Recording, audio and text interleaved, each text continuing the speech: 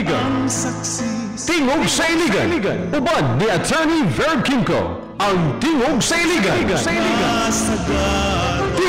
Iligan. Hari ang dautan. Kung dili mo tingog ang katawhan.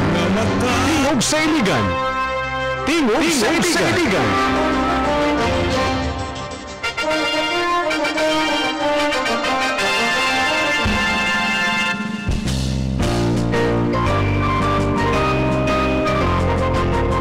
Good morning. Viva Señor San Miguel!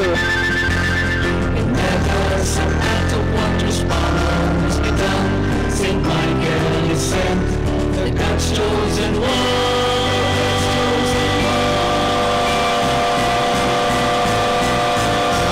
Saint Michael. Ang Tibismiras sa kapistahan ni Señor San Miguel. Welcome na usap sa laing edisyon sa Tingog sa Iligan. Dahil ko na ito ang Diyos, himayao na ito ang Diyos. Ang iyang anghel na sinusunod sa San Miguel. Good morning, Iligan. RMN Iligan, 7:11 a.m. RMN FM Iligan, 102.3. Kita worldwide via audio-video live streaming sa Ustream. Good morning sa ating mga Pilipinong OFW sa Iraq. Binaw sila karon, pinahagi ni Rolando Marikit. Good morning sa nagkalain-lain ng mga kanasuran, mga Pilipino, mga OFWs, mga Iliganon na laminaw ganato ang pinahagi sa audio-video live streaming sa internet sa Ustream. Tingog sa Iligan, a convergence of mass media and social media alang sa kamaturan. Kagahapon sa kadako ug makasaysayon nga kalihukan sa katawhan ang ipahigayon. Revolution. Ito kita kuyo kita sa daghang mga sektor nagkalalay, mga kabatanunan, mga empleyado sa gobyerno, mga militar, kami usab sa National Grid Corporation, mga korporasyon nga naghugot dito sa watershed sa Ditukalan aron mananom og kahoy. Ang target niadto sa upat ka rehiyon sa Mindanao mao ang pagpalabaw sa record sa Guinness Book of World Record sa pinanumay kahoy sa India, no? 1.8 million ang natanom sa India sa usa lamang ka oras. Sa usa lamang ka oras gitulong gagahapon ang pagtanom og 4 ka milyon ug 8,000 ka mga kahoy. Kumusta man diri sa Iligan ang atong quota na surpass ka nato? Anong dawaton? Kumusta man ang update nini? Kumusta man ang paningkamot? Ang kayusahan sa katawan sa Mindanao, katawan sa Iligan kagahapon. Pagpakita nga gimahal nato ang kinayahan. Dawaton nato, Junior Kabanday. Jun, go ahead. Yes, attorney, kagahapon adlaw gikalipay og dako sa coordinator sa Mindanao Development Authority Minda nga si Miss Lourdel Inhambre ang resulta sa gihimong tribulation dinhi sa tuang syudad diin nilapas ta sa kota nga gi-commit sa ato ang syudad diin na 100,000 lang ta ka mga sibling sa kahoy attorney ang tinguha nga matanomapan nilapas ni 2,000 ka sibling. Oh, pasalamatan din nato, pasalamatan din nato ang katawan nga nihugot dito, no? Garbo na ito ang siligan.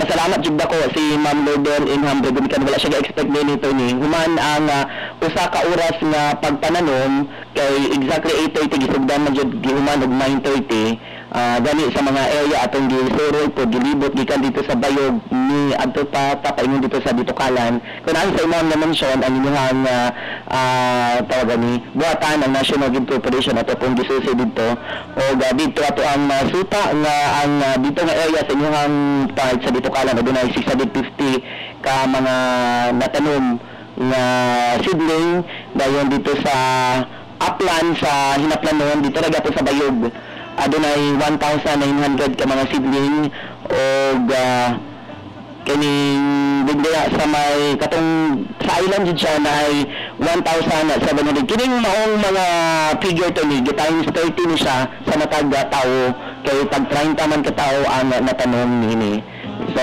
muna nga niabot siya 102,000 Roger on that, attorney. Mana siya ang resulta kagahapon o gani ang mga estudyante bisan sa ilahang naabtan na gud high tide kagahapon bisan to naabtag high tide apan sa tuang nga pagkikinabi nga to kanila mga estudyante kasagaran sa MSU-IIT. Ni pasalamat po gumikan sa ilahang na contribute. Dili Kaya na ito sa water schedule, na ito nilan sa Ditukalan. Ano sa Bayog? Good. Naan sa katong sa island, napot sa upper, kaming wala siya tubig dito sa ibabaw na part. So, 102,000. 102,000, wow. Ang target na is 100,000 ka mga siblings sa kahaw atong tanom. And John, i-update natin sa Tubuok, Mindanao sa atong kailangan tayo mag-observe sa Gilex. Naman tayo mga... Actually, na taga NGB. Muna sila marag ka na tig-survey. NGB, Mines and Geological Bureau. Sila kagahapon sa representative isa gagakuan ga-monitor sa ato ang mga kalihukan din di mapod sila mga tabog mga kuan mga statement sa ato naman pong gipasagdan at isa kuha na to o milabaw ta sa target na to ang itanon. Salamat po sa report kagahapon ay garbo na ako o kalipad din ako that for having shared in that historic event na activities katawan. Salamat po ninyo ng good time. Amag ayo, Jenay Kabanday, thank you.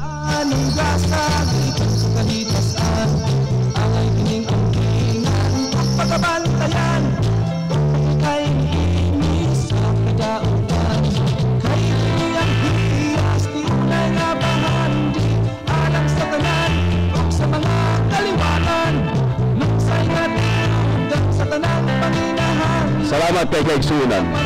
Sa atong kaluwasan Probably, no? Break na itong record sa India. Maka-record sa pagmahal sa pinayuhan ng Mindanao.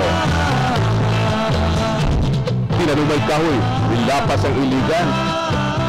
Pagka mainitin mo dahil sa pagmahal sa katawan sa iligan, no? Sa pinayahan, kung biluhan lang. Hinaw ito itong mga lider, tumuon po nila, no?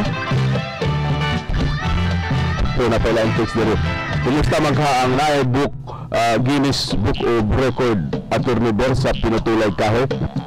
Kailan numero ito? Wala, musurpas po iligan na. ang kinaiyahan ning kalibutan balaan ng gasagikan sa kahitasan.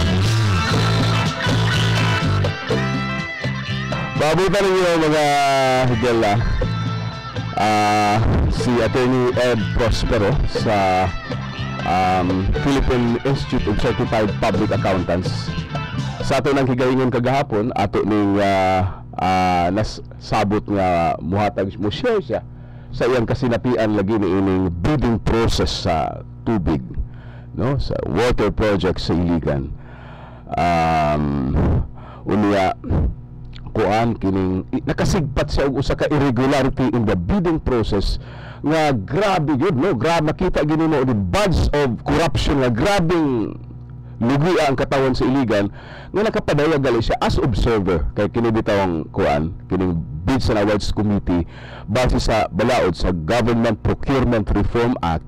Doon ay mga NGO diya sama sa iya siya observer pero observer ka lang, no, tan-aw siya dito. Ang problema at least ang pangutana karon unsa may iyang naobserbahan o gituhuan ba sa Bids and Awards Committee sa kanhiayng administrasyon kadtong iyang naobserbahan nga tinunto sa kontraktor sa bidding process sa proyektos patubig.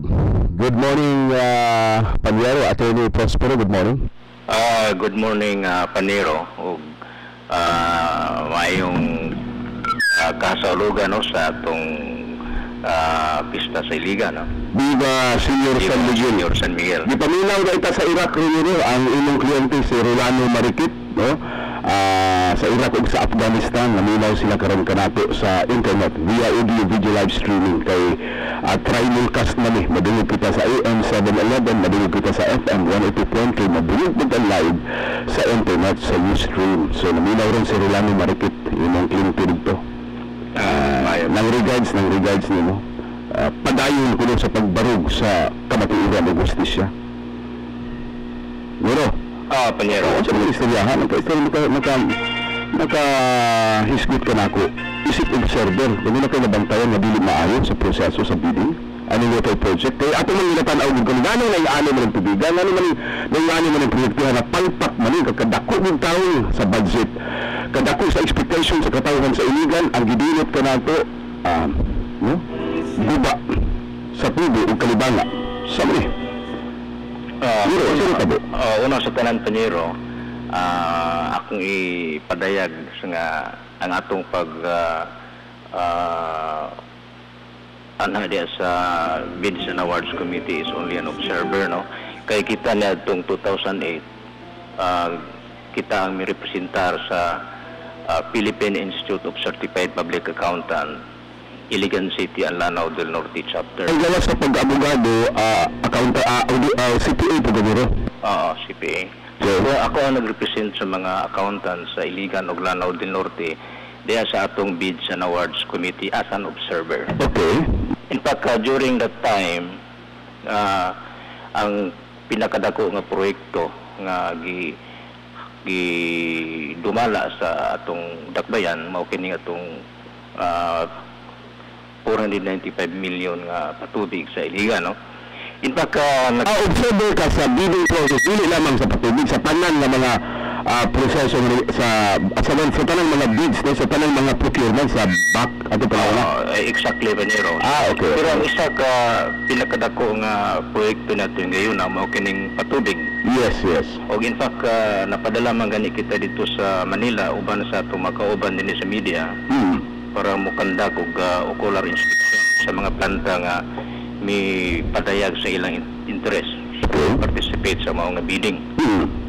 Now, ang akong nakita nga mga unusual no nga mga sa proseso sa bidding, mao kining kalit nga ug wala ang ma-explain nga pag-dive sa presyo nining Muldex. Kining Muldex Panyero mao kini karon ang atong nag-supply sa atong tubo, no, kanang tawag 630 na tubo ka blue. So actually do na kini siya dunay duha ka bidding ani nga nitabo, no, the first and second bidding. Ngani duha man ka bidding Euro? Sa first bidding magud kini na declare kini nga failure. Okay. Na-declare kini nga failure. Ngani po na failure? Ingani ang nahitabo. Ingani ang sa first nga bidding, I think adunay upat ka mga supply. Dili na ko ka remember. So, ang ako lang nakita ang katulang pinakataas o pinakaubos. Aduna kini duha ka supply, no? Mo kining Muldex ang pinakataas nga may bid sa iyang presyo nga 298 million. Whereas ang pinaka-lowest po nga bidding natong bidder natong panahon na mo kining gitawag og Juni Industrial. Kini nga mga planta ako ning nakita dito sa Manila. Kay doon naman sila mga planta, so during that time nakita na ako ni. So sa first nga bidding, ang usa sa mga hinungdan nga nung na failure kini gumikan kay ang presyo sa Muldex ning sobra kini sa atong estimate sa syudad. Okay. Mga about 272 million. Okay, ang budget estimate is 272 million. 272 million. Pila may bid sa kuan? Muldex is 298 million. Okay. But kumusta man ang uban daing mga bidder? Wala ka sobra. Ang uban nga mga bidder, sad to say, wala kini mo qualify because according to BAC, wala sila maka-qualify. Like for example, kining gitawag nila nga track record kuno ay nga kining for example ang Juni wala siya maka-supply og susama nga gidakon sa mga tubo nga gikinahanglan sa syudad. Okay. Second, kining gitawag nila ISO certified, no? Ang Juni dili wala mo qualify kay dili man siya ISO certified. Okay. Nga may ilang requirement supplier nga mo qualify sa mga nga bidding. So in short, ang nag-qualify ra gyud ang Muldex, no? Pila man po i-bid ang uban nga mga kuan bidder? Ang katong sa Juni, nagbid lamang siya og 191 million. 191 lang, ha? Against 272? Against 298. 298, no? 298. Ang sunod na bidder katong 192. No. Ang next nga bid la kuan after sa 2098 doon na pa dili na ko makuha ang usa. There were 4 suppliers ata nga nagbid. So in short na kuan kini na declare kini nga failure. because it is a violation of the Procurement Act no, to 9184. So nagkandak kini og na-declare kining first bidding of failure several months after, no.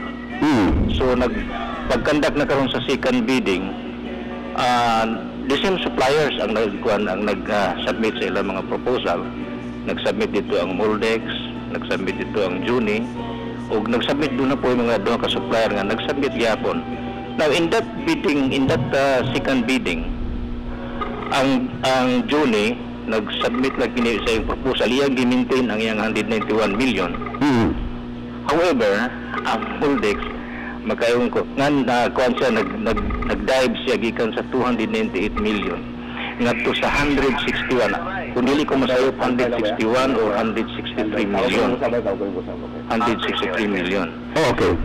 So, sa pre-qualification meeting sa BAC, nagpadayag ako sa akong punto nga. Again, yung ako iklaro ha, from 292 million sa first bidding, 298 million. Oo, nag-dive siya yung 100. Kung dili ko masayop 161 or 163. More than 100 million na pagkadayag? Yeah, mga 130 million. Now, Okay. sa pre-qualification meeting, ako kining gi-cite nga punto nga why this Moldex managed to dive at that amount by more than 130 million nga wala may change sa quality o quantity sa tubo nga i-supply. So akong gi-require sila in fact naman na sa minutes sa BAC nga akong gi-require ang BAC nga to require this Moldex to explain in writing why he managed to Yes. to reduce that amount pinaka Dako, more than 100 million. wala may changes sa quantity o specification. So kung kayo dako kayo ba nga kung kung pong tao, why do it in first bidding? Kaya wala may kuwan. Yes, exactly. Wala unta malangan ang bidding. Wala malangan ang bidding. So makita niya nga nila na ay tulong sa pagpagaran sa gayo. Oh, siguro dili ko maka pero doon ay mga dili na tumasabtan, no. Ang proseso nganong naingana. Okay, karon. You requested as observer, you requested the BAC to require Moldex to explain ili ana nga dako nga more than 100 million discrepancy of bid. Ako nang kuan sa BAC kay ang ingon sa ila, sooner or later maukay kini nga transaksyon. So be ready with that. Kung dili nyo na pa-explain ang kuan Moldex, dili ni kuan mas ma-settle kini. Doon ay mga doubts mga doubts mas subject kini sa public discussion later on. Yes, unsa may reaction sa BAC sa inyong recommendation as observer. Silang kuan ato nga sila lang ang bahala.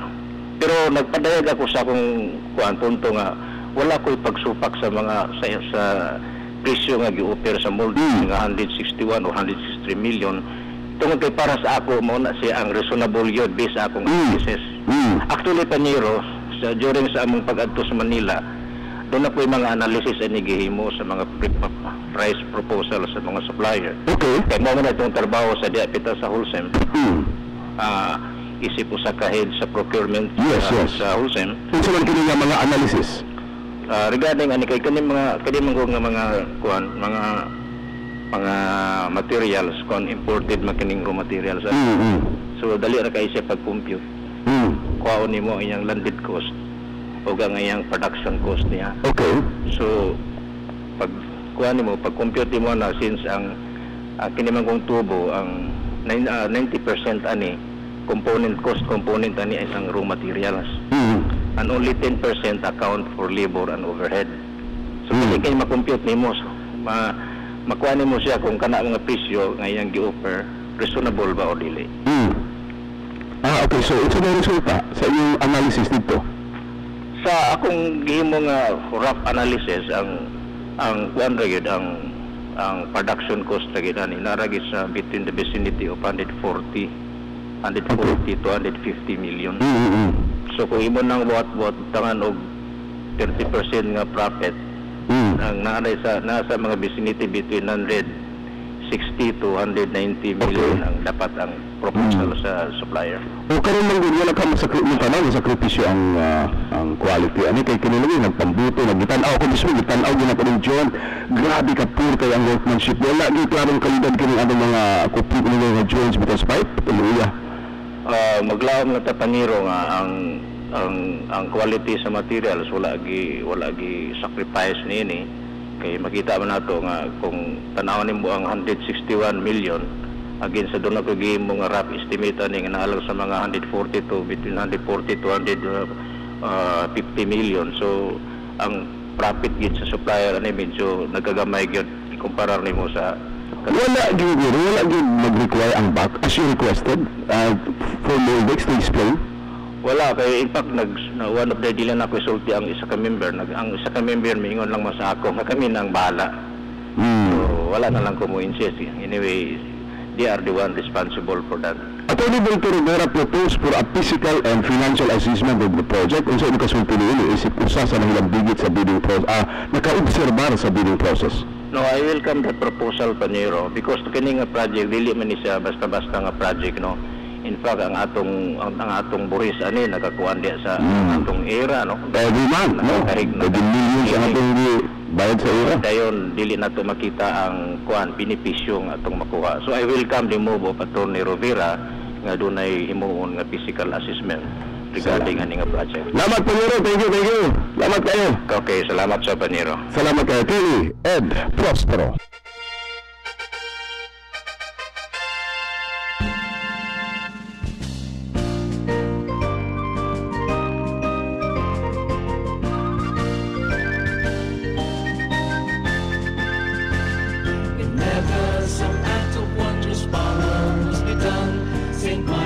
Nadugugod mo si Attorney Edgardo Prospero walang bigit sa iyang mga nakitang mga misteryo sa bidding process na din yung dante na pwede, no? Dapat mga pag-utana daghan kinahanglan tinawan o kinahanglan ato pa niya pabor siya sa proposal for a financial and physical assessment of the project. Amot lang atong kagamahanan pa rin. Babay na lang atong panahon, atong dawaton, no? Atong dawaton ang composer o singer ng atong background, St. Michael the Archangel. Si Chef Padilla sa Call for Justice Dulay Concern Gamay. Sir, good morning! Hi, good morning. Morning, Bar. Gusto mo radyo, Bar? Ako na lang ikaw. Good morning, Minister Delfen Padilla. Diya sa Purok Suno. Parang Delfen, morning. Yes, Bay. Good morning, Bay. Oh, good morning, Bay. Oh, good morning sa tanang pagpaminaw. Sa dili pa, Bay, ako lang akong i-congratulate ang Iligan Medical Center College Kapagintaw Band for a successful performance sa gabi dito sa nga activity nga tanang street party. So, okay. Dito na nag-perform. Gibo kay audience during the performance sa IMCC Kapagintaw Band. Okay, Bay. Unsa ba na natin concern ba? For the last 2 minutes, Bay. Bay, kanang 3 months ago, nagpadala sa sulat to the address to the kanang HR department, sa human resource office sa City Hall, requesting for SALN, kining statement of assets, liabilities, and net worth sa mga kanang officials sa Iligan. Ato na ito sa pagkaisura sa tatawhan. Usa sa mga advokasya sa Call for Justice, mao kining gitong na good government, transparency and good governance. So, in the name of that transparency and good governance, mayong pagamahanan o gayan ng pagamahanan, atong pangayuan nato mga tagkopya sa ALN sa mga city official. Dahil na ang atong 3 months ago, wala pa rin ang kitabo karon igawa sa ganyang istorya sa kinikan na BNP na si Alan Purisima na happy issue kaya kung ako Manila karon para makita nato nga ang atong mga opisyalis. Si Vice President Pinay, giladlad naman niya sa lin. Pabigyan. Importante ang SALN ba? Kahit makita nato sa katinutan na yung atong mga opisyal nga kwanti sila. Ang mga city, ang mga officials ba, whether city officials o winter officials, for public scrutiny. So, dapat ila din na siya ipadayag, ipakita na ito nga matinadaanan din sila sa ilang pagservisyo sa katauhan. Gani, Because tungod ang kalinday, ang atong Chief Justice patangtang sa iyang katungganan sa pwesto. So nakita na ito nga mas maayo na siya nga kung dayat o ipadayat ko na sa atong Ano nila ba si Sir mo nga dili ipakita, dili mo hatag kopya sa call for justice. In fairness, may orihensya nagpadayag. O pero wa palagi gyapon, no? nagpadayag si Mayor Rehensya nga mohatag ko siya sa pero ang sandihan gikan ni Rudy Marso hangtod pagkakaroon dili nila ipakita ila salin ingon sila ay gihatag na ay ipakita na School for Justice. ano naman na gani kita ato man gud nakatungod sa kuan na constitutional right mo na sa katawhan sa mga kuan nga natay right to information nga mas sud ana sila mandato na sila kung tinadaan sila mo serbisyo sa katawhan gani ba kani adto ba sa na kopya sa mga casual workers sila sila nga mohatag sila hangtod wa gyud ni hatag kay mo dising ako na dungan sa imong istorya karon nga nagay mo instruction nga dili gyud ibahatag then later on I'll this year may gawa sa mga istorya nga napasaka na rin mong si Mayor Rehensya na dunay kuan dunay Bye wa na tay panahon bay padayon taniog ba bay kay importante kay nga issue alang sa maayong pinagdamanan sa iligan thank you sa panahon sa matura bay yeah thank you bye Cesar Padilla, salamat kayo. Salamat po kayo. Inshallah Marketing Corporation, thank you very much sa inyong pagpapangitulong alang sa tigog sa iligan. Salamat kay Mrs. Rose Tagupa. Wala na tayong panahon kay sunan. Salamat kayo sa inyong pagpatiguban. Salamat. Hindi na usapan inyong kauban sa justisya. Ver Kimco. Inyong debate si Attorney Ver Kimco. Ang tingog sa iligan. Tingog sa iligan. Hangtod sa sunod higayon, tingog sa iligan. Pagkadaghan sa higmata nga nangandoy pang matulog Ito ang DXIC 711 sa Iligan, numero 1. Tatak RMN. Narito na ang numero 1 pagbabalita sa radyo na araw-araw pinakikinggan sa Luzon, Visayas at Mindanao, sa buong bansa at sa buong mundo. KBP Golden Cup Best News Program mula sa Head News Center ng pinakamaraming himpilan at #1 na radio network ng bayan.